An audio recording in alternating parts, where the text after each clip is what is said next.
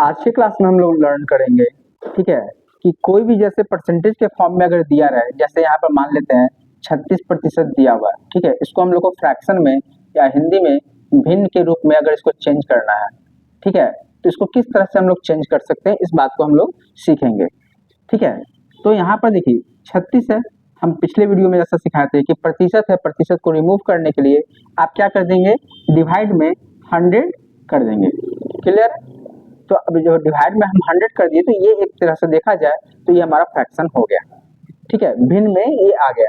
लेकिन अगर इस आंसर से आप हो सकता है एमसीक्यू के आंसर को मैच करें तो मैच ना करें, कारण क्योंकि इसमें अभी कुछ ऐसा पोर्शन है जो आपस में काटा जा सकता है, मतलब दोनों में कुछ कॉमन फैक्टर्स हैं, उसको हम लोग रिमूव कर देंगे। तो उसको रिमूव करने के लिए जैसे दोनों दिख रहा है, एकदम सिंपल तरीके से काम करना है। दोनों में दिख रहा है कि 2 से कट रहा है, 2 से काट दीजिए। 2 से काटेंगे तो यहाँ कितना आ जाएगा 18 और यहाँ कितना आ जाएगा 50, ठीक है। फिर ये 2 से दिख रहा है कि 2 से काटा जा सकता है, फिर से 2 से काट दीजिए, है ना। तो यहाँ पर कितना दिख रहा है आपका 9 और यहाँ कितना आ जाएगा 25। अब इसके बाद दोनों में कुछ नहीं दिख रहा है ना, ये सिर्फ 3 से काटा जा सकता है, ठीक है, 9 से काटा जा सकता है, ये सिर्फ 5 से काटा जा सकता है या 25 से काटा जा सकता है। तो दोनों का काटने वाला फैक्टर्स अलग अलग है, नंबर्स अलग अलग है। तो हम लोग इसी को हम क्या मान लेंगे कि ये हमारा लास्ट होगा, तो इसको हम लोग लिख देंगे 9/25। हमारा जो आंसर होगा वो इससे टैली करेगा भिन्न के फॉर्मेट में, क्लियर है। अब अगर इसी आंसर को हम चाहते हैं कि ये डिसिमल में दिखे, तो डिसिमल में जाने के लिए क्या करेंगे, कुछ नहीं, जो सिंपल प्रोसेस आप लोग अपनाते हैं पहले उससे सीखेंगे हम लोग, है ना। यहाँ 9 कर देंगे, ठीक है।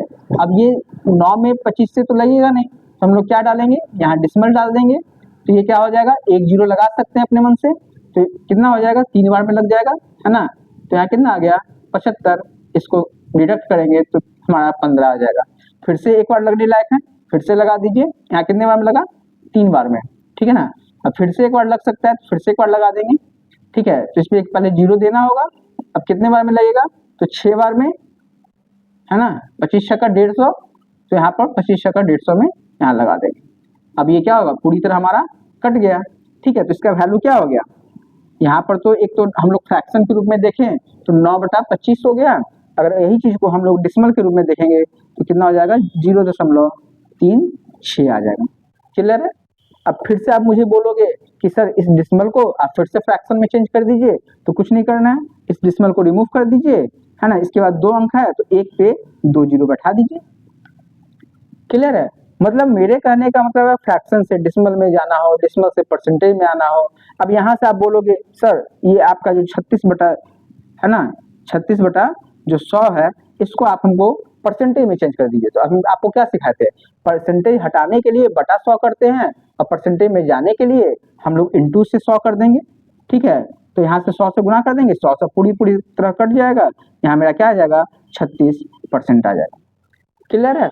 तो इस तरीके से हम लोग किसी भी क्वेश्चन को अलग अलग फॉर्मेट में आंसर से मैच कर सकते हैं, ठीक है। एक दो एग्जांपल और ले लेते हैं ताकि मेरा कंसेप्ट बेहतर तरीके से हम लोग का क्लियर हो जाए।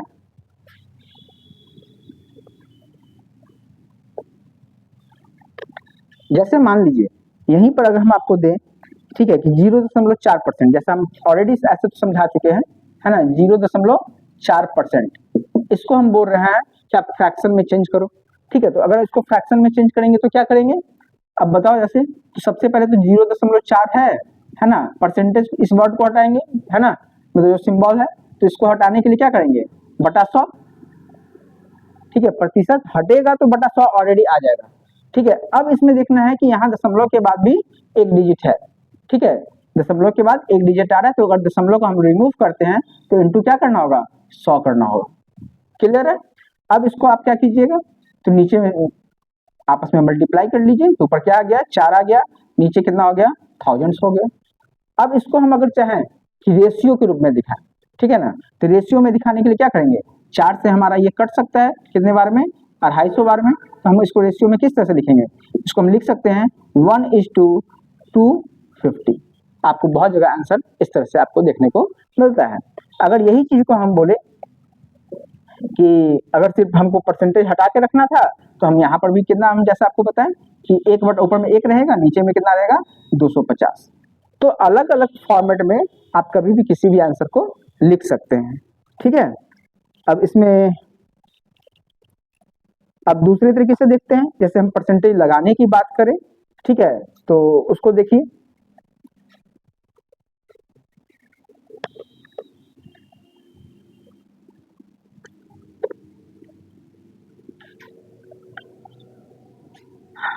मान लीजिए यहाँ पर हम आपको अब फ्रैक्शन अलग फॉर्मेट में दे रहे हैं। ऐसे तो हम एक ही क्वेश्चन में सारे फॉर्मेट दिखा दे रहे हैं, लेकिन फिर भी मान लेते हैं कि अगर हमारा इस तरह से दे दे, ठीक है, कि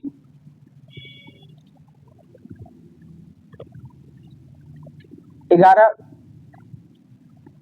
बटा मान लीजिए यहाँ पर 15 है, ठीक है, या ऐसे कर लेते हैं 15 बटा 20 को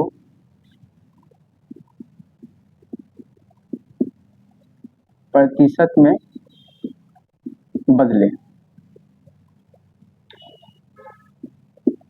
ठीक है। हम लोग को 15 बटा 20 को परसेंटेज के फॉर्मेट में लाना है, तो हम सिंपल तरीके से क्या सिखाएं कि 15 बटा 20 को क्या करना है, तो आपको परसेंटेज में लाने के लिए गुना 100 करना होगा। हम इस चीज को बार बार रिपीट कर रहे हैं, है ना।